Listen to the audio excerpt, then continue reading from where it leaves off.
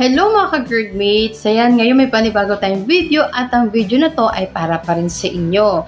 Kaya naman mga ka-Gerdmates, no, ang video na to ay makakatulong po talaga ito sa inyo. Ayan, at sa mga bago pa lang, sa hindi pa nakakaalam, taon 2017 ako ay nagkasakit ng GERD. At yung GERD ko ay sinamahan niya, no, ang aking mental health ay nagkaroon po ako ng anxiety disorder, panic attack. Ayan. Pero bago yon, nagkaroon muna kasi ako ng depression. Kaya yon. At yun na nga, no? Mas tumagal at mas nagpahirap. Umabot po ako mahigit 3 taon. Ayan, 2017 hanggang 2019. Yung sakit ko na yan, yung ganyang karamdaman ko.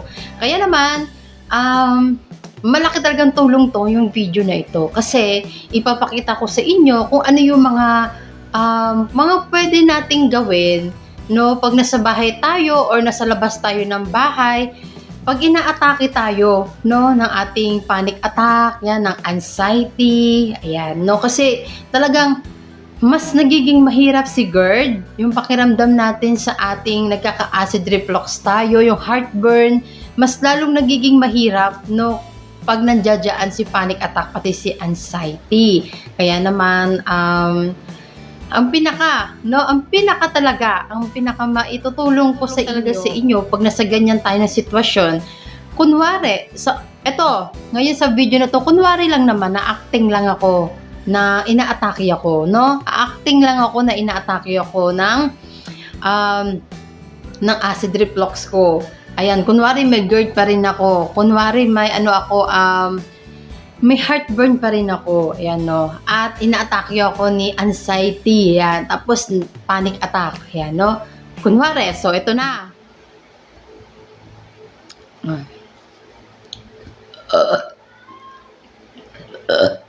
Di kayo ng bighay. Ayan na nga mga ka-Gerdmates, no? Kunwari nga po, inaatake po ako dyan ng aking acid reflux at ng anxiety at ng panic attack. Ayan. Meron po kong hawak na Epicasin oil. At ang Epicasin oil na yan, may mabangong aroma at menthol po yan. Ayan, no?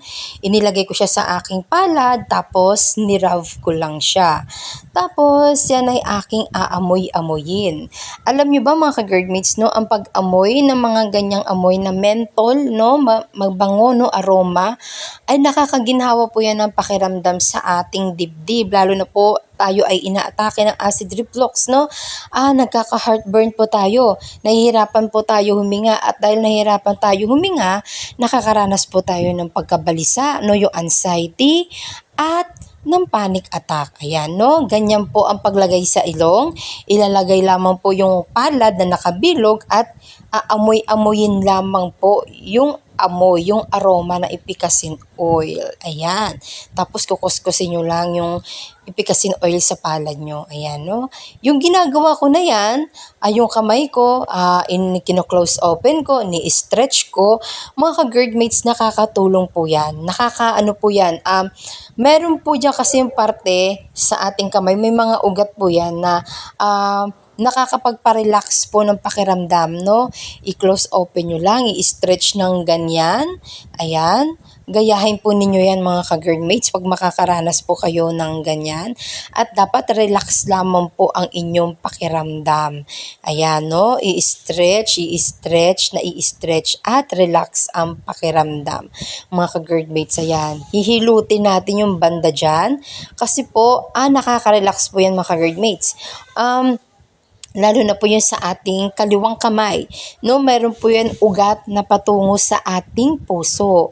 Ayan, no? At napakasarap po niya sa pakiramdam mga ka-Gerdmates. Pag matamaan ninyo yung parte na may masakit, talagang marerelax ang inyong pakiramdam. Ayan. Dati nung ako ay may sakit pang GERD, halos everyday ko po yung ginagawa. Kasi po, everyday po akong tinatakot ni anxiety ko. Yan, at ni panic attack dahil nga ang aking GERD po ay talagang grabe, nahihirapan po akong huminga dahil sa GERD.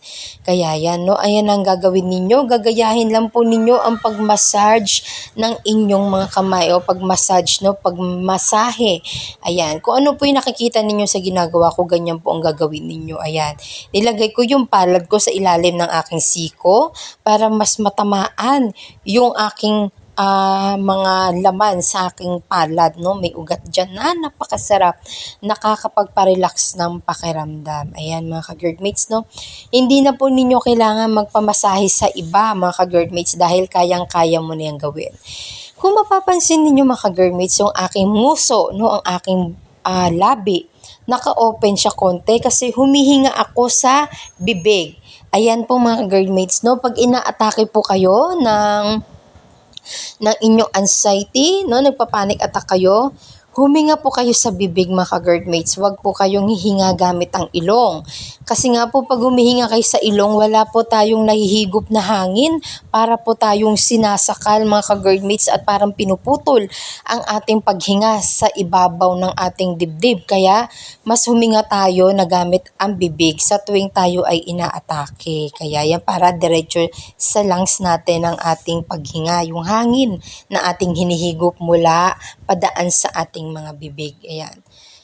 Kaya yun mga ka-GERDmates, no, patuloy lang, tingnan lamang ninyo yung ginagawa ko, massage, ganyan lang ulit-ulitin ninyo yung mga ka-GERDmates.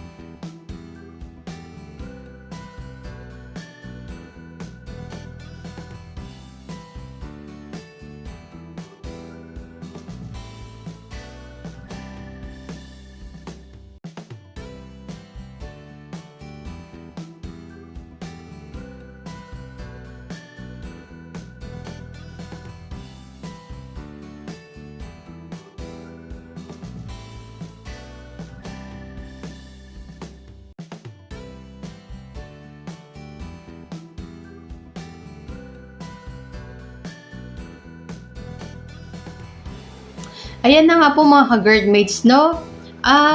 Kailangan po, pag ganyan inaatake tayo, no? Pupunta ka sa isang tabi na walang makaka-istorbo sa'yo. Ayan, no? Or pag nasa bahay ka, ikaw lang mag-isa, ganun yung gagawin mo. Huwag kang magpapanik. Kasi, di ba, nagpapanik attack ka na. Dahil nga si anxiety, no? Pinangunahan ni anxiety, tapos nagpanic attack ka. So, pag mag-panic attack ka, tapos bigla ka na lang pupunta kung saan-saan, hindi mo na alam kung anong gagawin mo, mas lalo kang mahihirapan, ka-guardmates. Kaya dapat ang gawin mo, pag maramdaman mo yan, pumunta ka sa isang tabi. Kung nasa labas ka ng bahay, no, kunwari, nasa school ka, or nasa palengke ka, nasa mall ka, pumunta ka sa isang tabi na walang makaka-istorbo sa'yo, gawin mo yung mga ganyan na ginawa ko kasi nakakapagpa-relax. Kung nasa bahay ka, kahit sabi may kasama ka man o wala, pumunta ka sa isang tabi, mag-relax ka. Ganun ang gawin mo, yung huminga ka galing sa gamit ang bibig, wag gamit yung ilong. Kasi pag ilong, para tayong sinasakali, so sa bibig tayo para diretso agad sa lungs natin yung hangin. Kaya ganon. Kaya mga ka-guardmates, no, maraming salamat, no. I-share ninyo tong video na to sa mga ka-guardmates din natin na iba dyan, no, para makatulong din po kayo sa kanila. Kaya yung maraming salamat mga ka-guardmates.